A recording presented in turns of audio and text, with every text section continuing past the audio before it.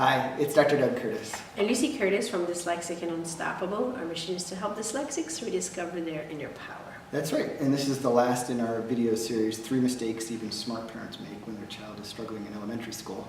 And this one is not connecting the dots. So what do we mean by connecting the dots?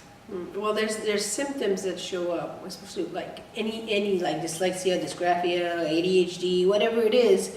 There's clues along the way that show up that we're not realizing that it is all part of one pattern. Yeah. And we help you figure that out. Yeah, exactly.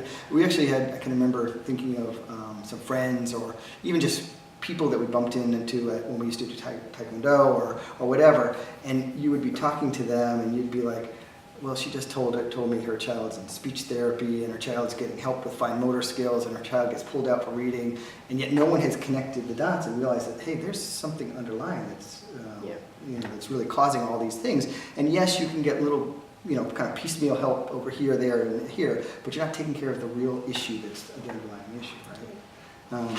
So one of the ways that we like to help parents connect the dots is our survival guide. It's called the Survival Guide for Smart Parents Whose Children Are Struggling in Elementary School.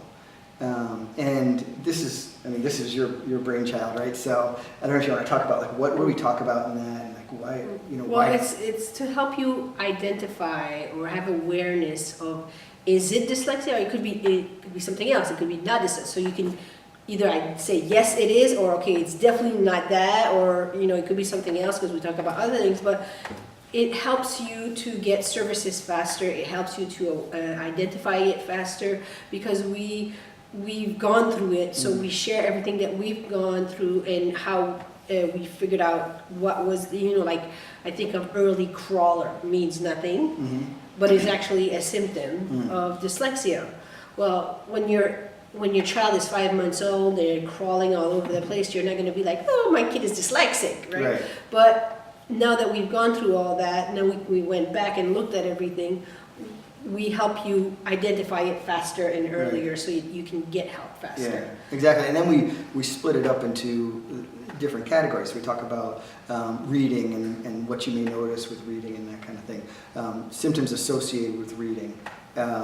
Writing, math, and then we go on to, like you said, these kind of unusual things like fine motor skills, social and emotional issues, and then even my favorite video in the series is the gifts and strengths video. So it really just helps, it goes through each area and then it helps you piece it all together so you can figure out, is this something that looks like my child might have dyslexia, and do I need to then pursue testing and that kind of stuff? Or no, it looks like this is just a developmental thing. Or no, it looks like this is ADHD or what it is. So you can, as we mentioned, find the services you need, yeah, regardless of what it is. Right, exactly. Like we said in the second video, to fix the problem that is, right? So you're not fixing the problem that isn't. So I'll leave you a description below this video. And also there'll be a coupon code there. The survival guide is $27 on our website, but I'll leave a coupon code. We'll give it to you for less than $10.